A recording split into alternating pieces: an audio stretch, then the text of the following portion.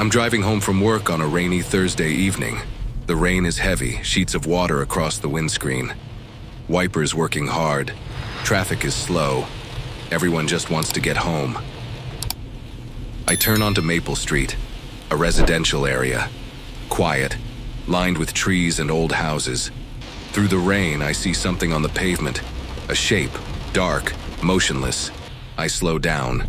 It's a dog, a medium-sized dog sitting upright on the wet pavement, completely still, rain pouring over it. The dog doesn't move, doesn't seek shelter, just sits there, staring ahead.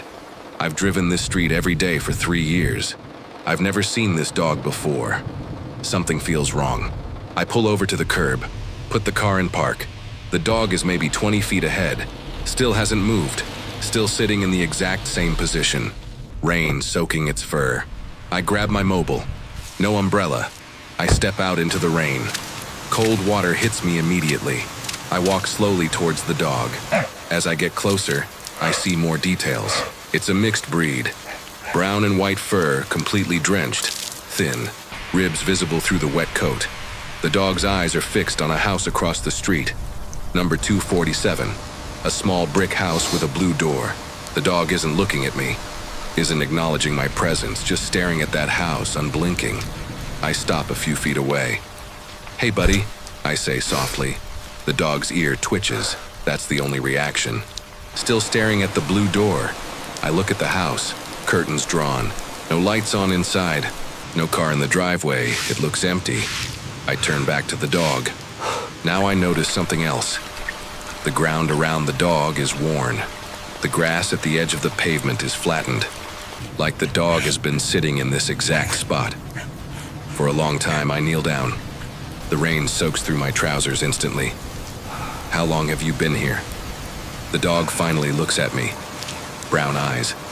Sad, tired, but not afraid, not aggressive. Just waiting. The dog's collar catches my eye. Worn leather. A tag dangles. I reach slowly. The dog doesn't move. Lets me check the tag. It reads, Bailey, and a phone number. I pull out my mobile, dial the number. It rings and rings. No answer. Voicemail. A woman's voice. "Hi, this is Margaret. I can't come to the phone right now. Please leave a message." I hang up. Try again. Same result. The dog, Bailey, turns back to the blue door, resumes waiting. I look around the street. Other houses have lights on. People are home. But no one has come out. No one has helped this dog. I check my watch. It's 6:47 p.m., Thursday. The rain hasn't let up. Bailey has no shelter, no protection from the cold. This dog is going to get hypothermia. I can't just leave. I stand up, walk to the blue door, ring the doorbell. Wait. Nothing. I knock. Harder. "Hello? Anyone home?" Silence. I peer through the window. Dark inside. Can't see much. I return to Bailey. The dog is exactly where I left it. Still sitting. Still staring. Still waiting. For someone who isn't there, I need to know more. I approach a neighbor's house. Number 245. Lights are on. I ring the bell. An elderly woman opens the door. Gray hair. Glasses. She looks at me, soaking wet, standing in the rain. "Can I help you?" she asks cautiously. "There's a dog sitting on the pavement, in the rain. Do you know whose dog it is?" Her expression changes. Sadness. "Oh, Bailey. Yes, that's Margaret's dog, from 247. I tried ringing. No answer." "Is Margaret home?" The woman's face falls. "Margaret passed away 3 days ago. Heart attack, she lived alone." My stomach drops. 3 days. Bailey has been sitting there for 3 days, waiting for Margaret, who's never coming home. The dog has been there since the ambulance took Margaret. Bailey was in the garden, saw them take her, started sitting on that spot. Hasn't moved since. Why hasn't anyone helped the dog? She looks uncomfortable. "We called animal control. They said they'd come. Haven't shown up yet. No one wants to touch the dog. It won't move. For 3 days, in this rain. It started raining yesterday. Bailey didn't even seek shelter. Just kept waiting. I feel anger rising. And no one brought the dog inside, gave it water, food? We tried. Bailey won't budge, won't respond, just stares at that door. It's heartbreaking, but what can we do? You can care, I say, too sharply. She flinches. I soften. I'm sorry, thank you for telling me.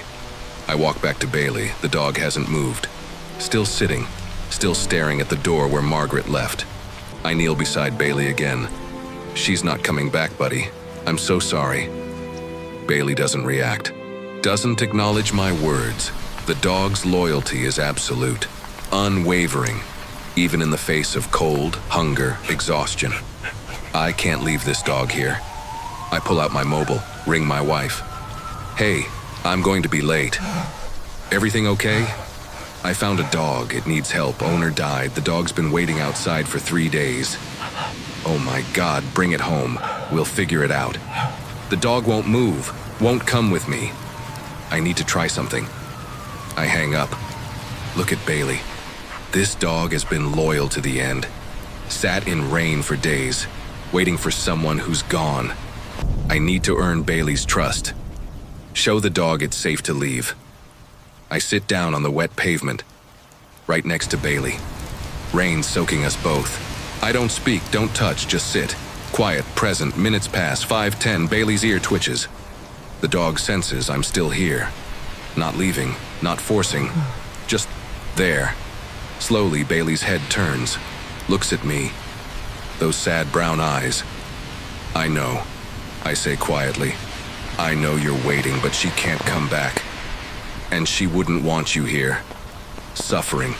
She'd want you safe, warm, cared for.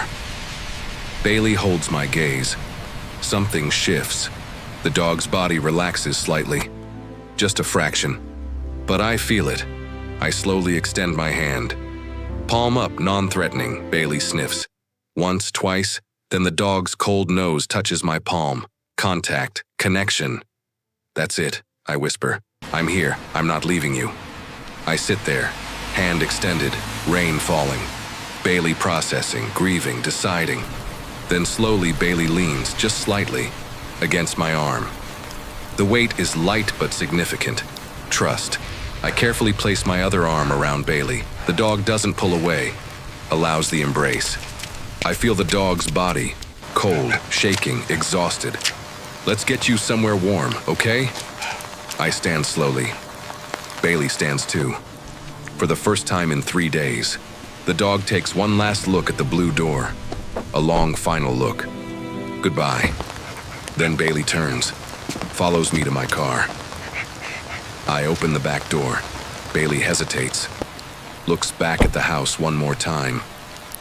I know, I say softly. It's hard to leave. Bailey looks up at me, then climbs into the car. I close the door gently. Walk around to the driver's side, get in, start the engine, heat on full blast. I look in the rearview mirror. Bailey sits in the back seat, still staring out the window at the blue door. I pull away from the curb slowly, drive down the street. In the mirror, I watch Bailey's eyes follow the house, until it disappears from view. Then the dog finally looks away, settles onto the seat, exhausted. I drive home, ring my wife again. I got the dog. We're coming home. How is it? Cold. Tired, heartbroken, but alive. We'll take care of it, drive safe. I hang up, focus on driving. The rain continues. Traffic is heavier now. Rush hour. 30 minutes later, I pull into my driveway. My wife is waiting at the door. I open the back door of the car. Bailey doesn't move, too exhausted. I reach in carefully, slide my arms under the dog, lift. Bailey is lighter than expected, malnourished. I carry Bailey to the house. My wife holds the door open. Oh my God, she whispers. Poor thing. We bring Bailey inside. The warmth hits us. I carry Bailey to the sitting room, set the dog down gently on a thick blanket. Bailey lies down immediately, doesn't have the energy to do anything else. My wife brings towels. We dry Bailey carefully. The dog doesn't resist, just lies there shivering. I'll get food and water, my wife says. She returns with bowls, places them near Bailey. Fresh water, wet dog food. Bailey doesn't react. Too tired. Too shut down. Should we take it to the vet? My wife asks. Yes, but let's warm the dog up first. Get some food in, then we'll go. I sit on the floor next to Bailey. Place my hand on the dog's side. Feel the breathing. Shallow but steady. My wife sits on the other side. We watch Bailey. This dog who waited 3 days. After 20 minutes, Bailey's shivering lessens. The warmth is helping. I push the water bowl closer. Bailey. Water. Please drink. Bailey's eyes open. Look at the water. Then slowly the dog's head lifts, moves to the bowl, drinks. Small laps, slow, but drinking. Good, I say softly. Good dog. Bailey drinks for a minute, then stops. Lays head back down. But it's progress. I push the food bowl closer. Food, Bailey, you need to eat. Bailey looks at the food, doesn't move. Please, my wife says gently. Just a little. Bailey's nose twitches, the smell of food. Then, slowly, Bailey leans forward. Takes a small bite, chews, swallows, takes another bite. We watch. Relief floods through me. Bailey is eating. After a few bites, Bailey stops. Too tired to continue. But it's enough for now. My wife covers Bailey with another blanket. The dog's eyes close. Within minutes, Bailey is asleep. True sleep, safe sleep. We need to take Bailey to the vet tomorrow, I say. Check for health issues, dehydration, exposure. Agreed, my wife says. What are we going to do? Keep the dog? I look at Bailey, sleeping peacefully. I don't know. We'll figure it out, but tonight Bailey is safe, that's what matters. My wife nods. We sit there on the floor, watching Bailey sleep. This dog who showed the world what loyalty means. Outside, the rain continues to fall, but inside, Bailey is warm, fed, safe, and no longer alone. The next morning, we take Bailey to the vet. Dr. Chen examines carefully. Dehydration, mild hypothermia, malnourishment, but nothing permanent. With care, this dog will recover fully. How long was the dog outside? 3 days. You saved its life. Another day out there, and we'd be having a very different conversation. Relief washes over me. Dr. Chen gives us medications, instructions. Keep the dog warm. Feed small amounts frequently, plenty of water, rest, love. We thank Dr. Chen, take Bailey home. Over the next week, we watch Bailey transform. Day 1, Bailey barely moves. Sleeps constantly. Day 2, Bailey eats more. Drinks regularly. Day 3, Bailey stands. Walks slowly around the house, exploring. Day 4, Bailey's tail wags just once, but it's there. Day 5, Bailey follows me from room to room. Doesn't want to be alone. Day 6, Bailey plays. Gently, with a toy. My wife cries watching. Day 7, Bailey is a different dog.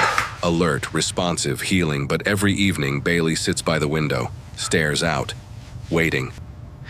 Do you think Bailey is looking for Margaret? My wife asks. Yes. The grief doesn't go away that fast. Will Bailey ever stop waiting?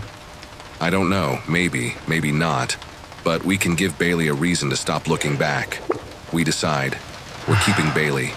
We can't let this dog go. Not after everything. Bailey belongs with us now. 3 months pass. Bailey is fully recovered, healthy, happy. But still, sometimes Bailey sits by the window, looks out, remembers. One evening, I sit beside Bailey at the window. She loved you very much, didn't she? Bailey looks at me. Those brown eyes, still sad sometimes, but also content. You waited for her 3 days in the rain. That's the most loyal thing I've ever seen. I put my arm around Bailey, but she's gone. And I think she'd want you to be happy, to live, to love again. Bailey leans against me. The same way Bailey leaned against me that first day, in the rain, on that pavement. You don't have to forget her. You never have to forget, but you can let us in. You can be part of our family. Bailey's tail wags. Bailey turns from the window. looks at my wife sitting on the sofa, then back at me, and I see it, the decision. The same decision Bailey made in the rain, to trust, to follow, to try again. Bailey walks to the sofa, climbs up, settles between us. My wife pets Bailey's head. Bailey sighs, content. "Welcome home, Bailey," she says softly. 6 months later, Bailey rarely sits by the window anymore. The grief has softened, not gone, never gone, but softer. Bailey plays in the garden, greets us at the door, sleeps on our bed. Bailey is part of our family, fully, completely. But on rainy days sometimes, Bailey still pauses, listens to the rain, remembers. And I let Bailey remember. Because that loyalty, that love, that devotion, it's what makes Bailey special. It's what brought Bailey to us. And now Bailey has found ours.